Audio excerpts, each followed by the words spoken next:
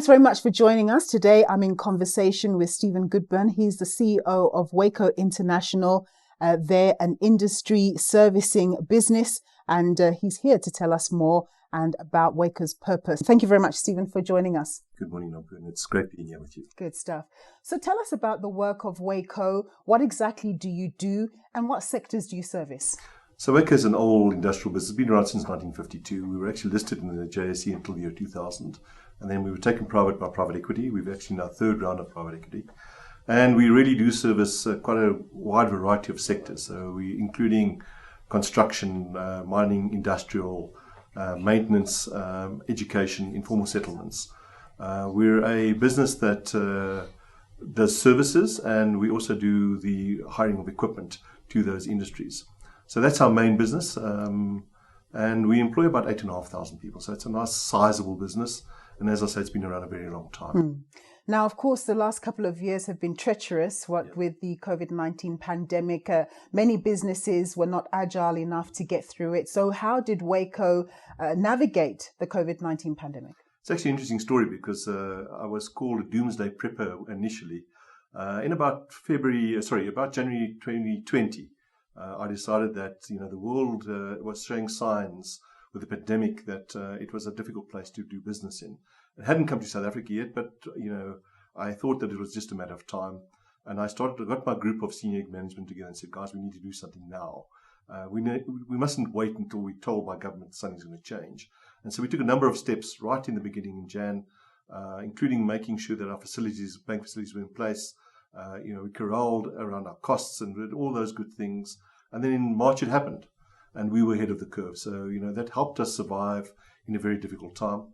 And in fact, we actually had a great year that year. We actually did better than most because we were ahead of the curve. I do see that one area that you play in is the hygiene services. Is that something that was a result of COVID-19, or is a space that you were in already? No, we were already in the space. And actually, it's one of the things that helped us because, as you know, that once COVID-19, the pandemic hit, everybody became quite conscious around hygiene services, sanitation, and we could service that industry. And actually, part of our growth at that time was that our business actually grew under those circumstances, and we actually generated more revenue during the period or the high period of the pandemic. It's quite amazing that you were so perceptive to put an action plan in place before COVID actually came to South Africa's shores. And when you look at Waco and the challenges that we're now having to face globally beyond COVID-19, what do you see as Waco's purpose? So our purpose is about enabling a better tomorrow today. I do believe that we have to make a difference. And it's across the spectrum. It's not only one stakeholder. So that, includes our communities out there. South Africa is a difficult place at the moment. Unemployment is relatively high. And, we have to make sure we can make a difference. Our customers, our suppliers, our shareholders.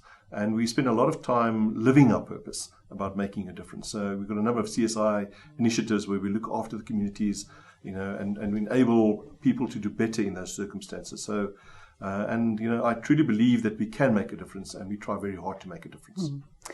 And just looking at what's happening right now, with all the kind of challenges that we have, the geopolitical, the high inflation scenario, and so on and so forth, how are you approaching this new reality?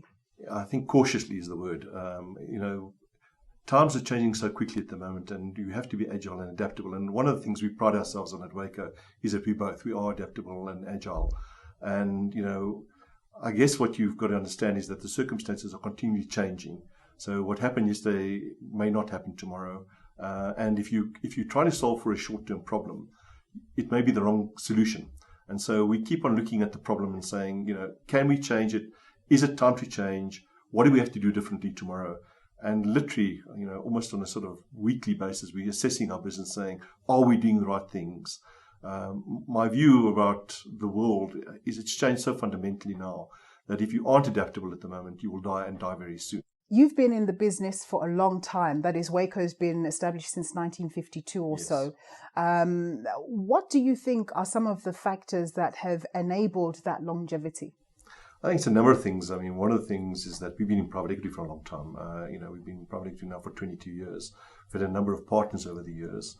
it's great to have partners like RMB who have a longer view around our businesses.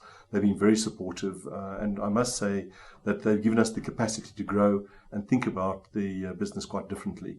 And it's been a journey that's been very fruitful for both parties. So, it is about having the right partners. Clearly we're a big enough business that if we have the wrong partners, we'll never grow. And we've been able to get the right partners, and it's been a very good relationship over the years. I was speaking there with Stephen Goodburn. He's CEO of Waco International.